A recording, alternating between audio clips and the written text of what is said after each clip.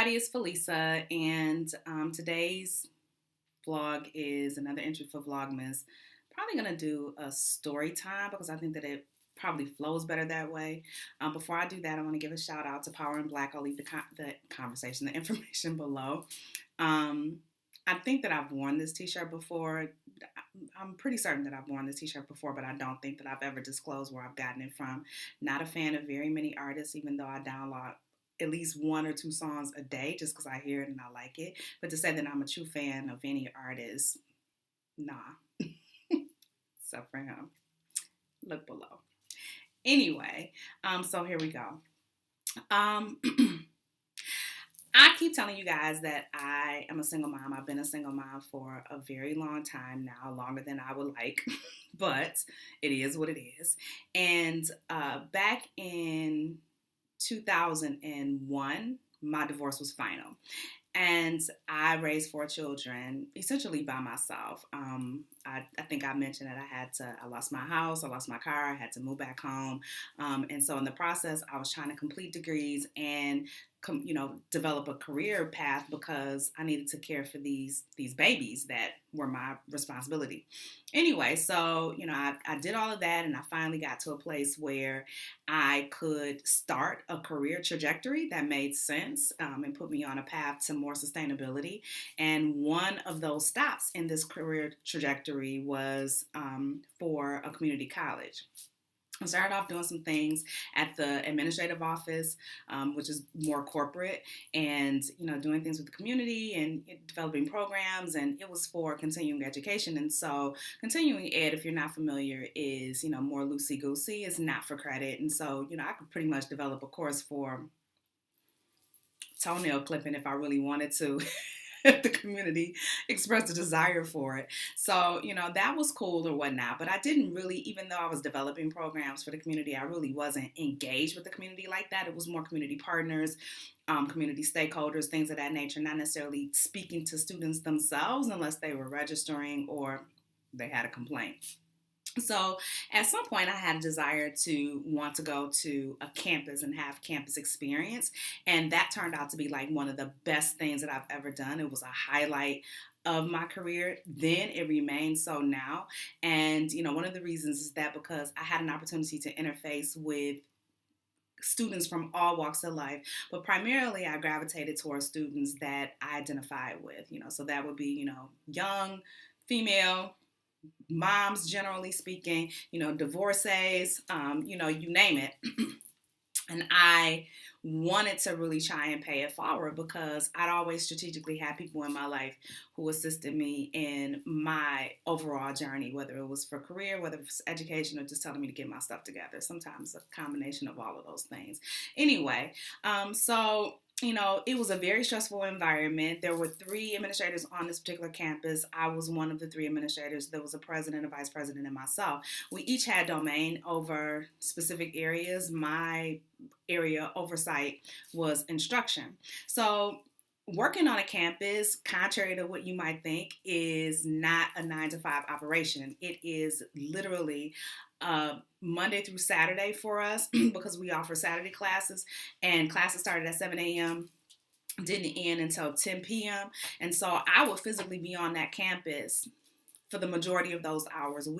It was nothing for us to work 15, 16-hour days. In the process, I was still raising children. I was trying to still find this work-life balance that they tell us that we can have, and, try and make it all happen. And it was exhausting, but it was also rewarding. We'd come to a conclusion a long time ago among the three of us, because we were women, we were African American, and, we typically are told that we don't have the tools to either succeed or to get along with any regular occurrence. We made it our business to defy all of those odds. And I think that we did that successfully. We had a very good team, a wonderful working relationship. I still count them among my sisters and I miss them terribly, but I digress.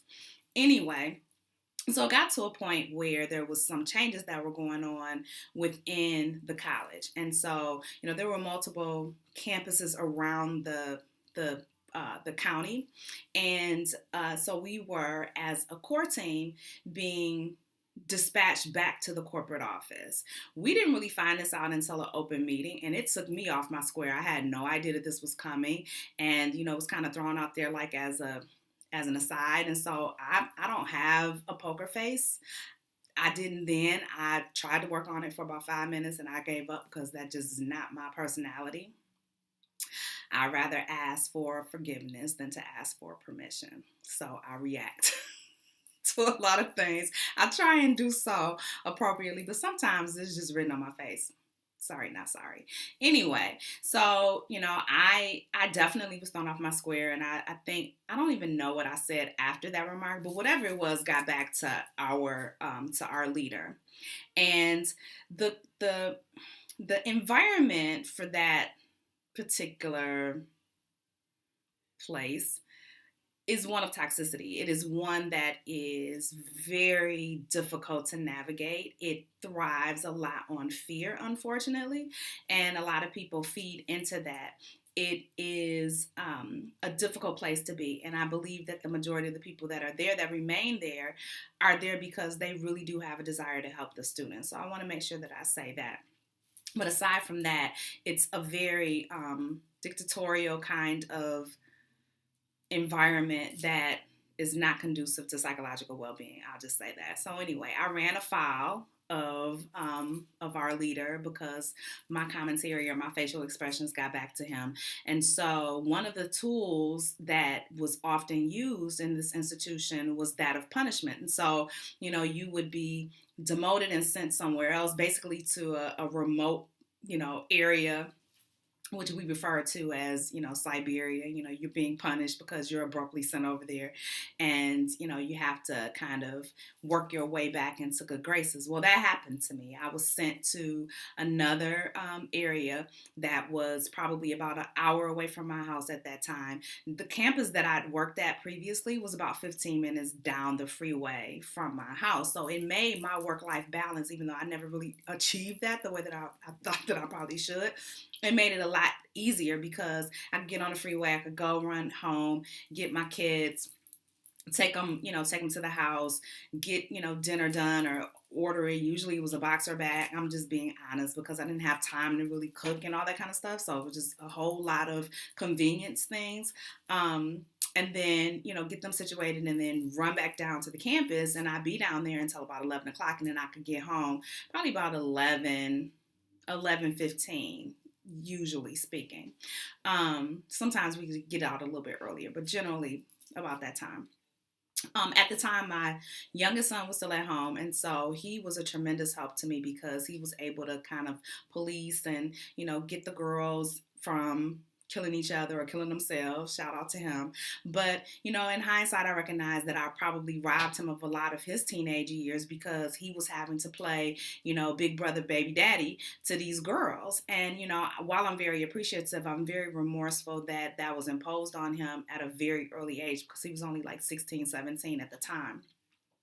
So fast forward, now I recognize that I'm in trouble, and so I was in my boss's office, my direct boss's office. We were wrapping up some emails, getting ready for this transfer. When this email pops up, I'm at her desk doing some things. This email pops up, and it's my name on it, and it says transfer to this campus.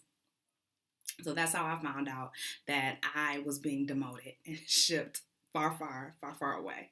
Well, my first inclination was to walk away. And so, my boss at the time was like, no, just do it. We'll, figure out a way to get you to apologize. Apologize for what? But I'm going along with it because I'm a single mom and I got mouths to feed. And not to mention that I just bought a house the year before. So I go to this campus, I worked there the whole summer. Then, not to mention that I had to report to a former colleague. So it's like two former colleagues where we were literally peers. We were in the same role, but just at different campuses. And so I was sent to her campus to report to her. Baby, when I tell you that I opened up a can of humbleness and shut upness every day, but it taught me a valuable lesson, and I'll share that a little bit later. Anyway, so I did that for a summer, and then I got called into our office, and I was told that since classes were starting up for the fall, that I was going to have to change my hours, and my hours were going to be mandatory, 2 to 10. Well, that was not doable. I was working days. I've been working days since I was hired in. And for me to go to 2 to 10 meant that I was not going to be home until probably well after midnight. And that was in good traffic and good weather. Because remind you, remember, I'm an hour away already. I live in a state where it's not unreasonable for us to have 6 to 8 inches of snow during the winter. I also live in a state where we have more winter than summer. We have about 3 good months of summer. The rest is all winter.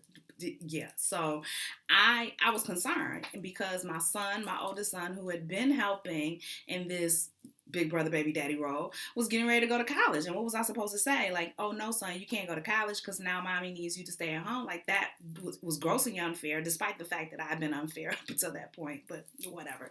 I was not doing that to him. He'd been accepted. We had his payments already.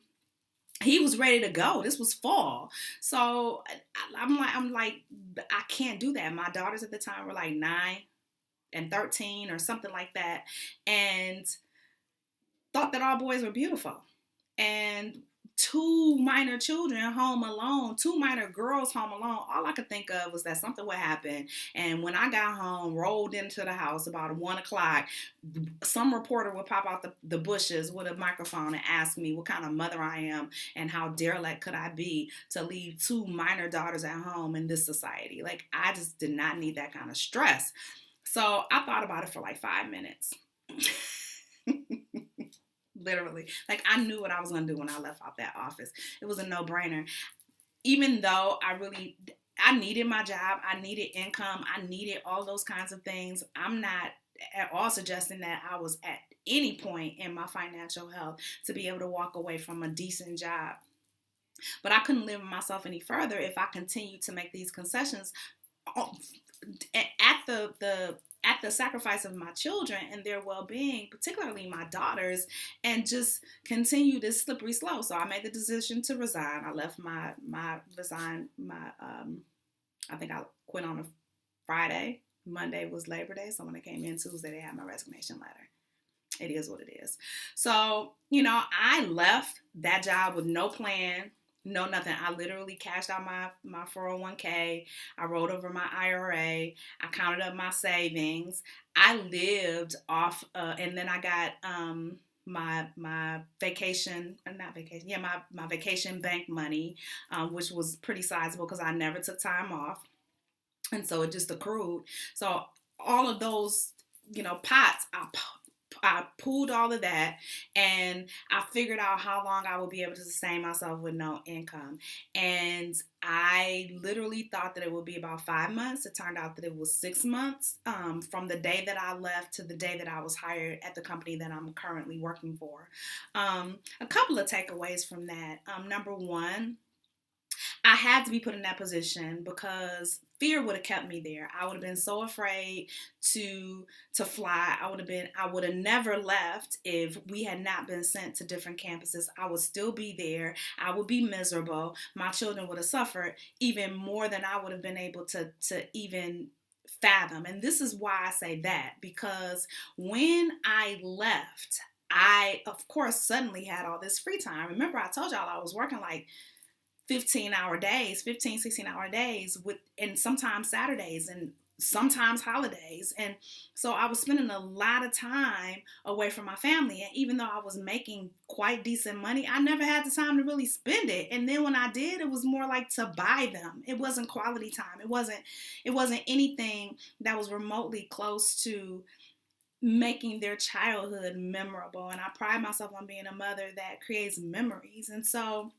couple of things happened that really gave me some insight into that whole blur of a time for me. Number one, I was leaving the house. My daughter was in elementary school, like literally on the corner. She would walk home, and I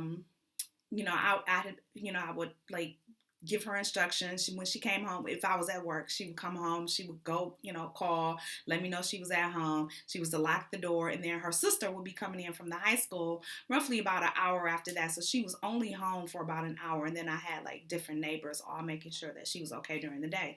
Well, I had to leave, and so I knew that since she thought that I was going to be at home, she didn't have her key. So I stopped up at the school to take her key.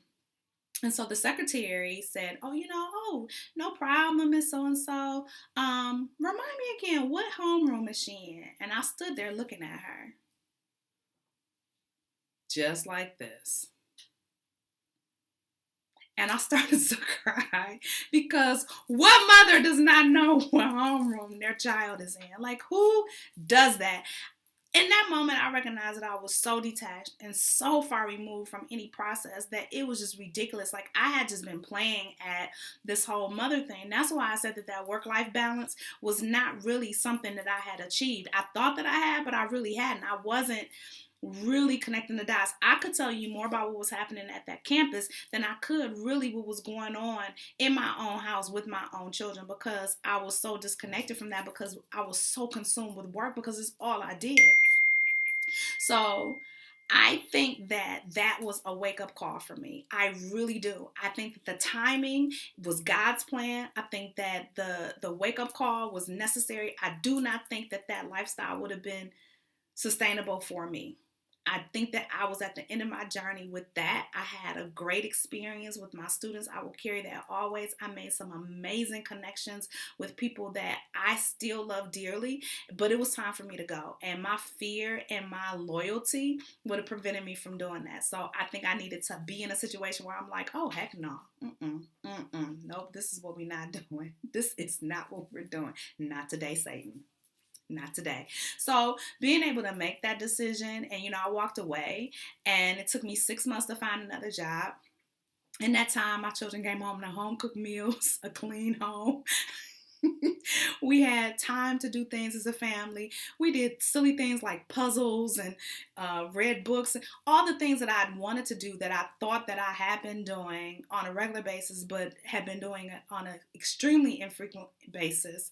I was able to do that, and I enjoyed that time with them, and it set me up for being able to have a position where I really was more of a 9-to-5 kind of person. Even though I was salary, I was able to come in 9 to 5. I worked for a very flexible department, had an amazing director who allowed me to achieve that work-life balance, and literally be able to go on field trips and show up at the school and participate in parent-teacher conference. And I don't even know how I was able to, because I was the PTSA president for like 6 years. Well, I don't know how I did. Listen, all that busy work does not mean that I was involved with my kids the way that I should have been. And so, I recognize that, and I'm so grateful that I did have that wake-up call, and that, that light go on, because I had the rest of the time for my daughter, for her to finish high school. I had the rest of the time for my youngest daughter, who was at that time still in elementary school, worked her through middle school, worked her through high school. And so I was able to go back and make amends, and even, really issue an apology to my son, who told me that I was being crazy. But I'm like, son, I want to tell you how proud I am, and how much I love you, and how much I appreciate you being here with these girls, and really, helping mommy, because yeah, he could have been like, them ain't my kids. He would have gotten smacked, but he could have said it. The point that I'm making with all of this is that, at times God might put you in situations where it's time for you to make a decision, and that decision may not necessarily be a pleasant one, but you have to go with your gut and go with your intuition and make a decision that makes sense for you and for your family. As women, we're often asked to make impossible decisions, particularly when it's a decision between our family and our jobs or our career. And I understand that career trajectory. I understand wanting to get it all done and that kind of stuff, but I promise that you got to find that work-life balance. I'm so glad that I had an opportunity to find it before it was too late. I'm Felisa. I hope that you've enjoyed this story time. Leave your comments below. I would love to hear from you. And Y'all have a great day. Bye.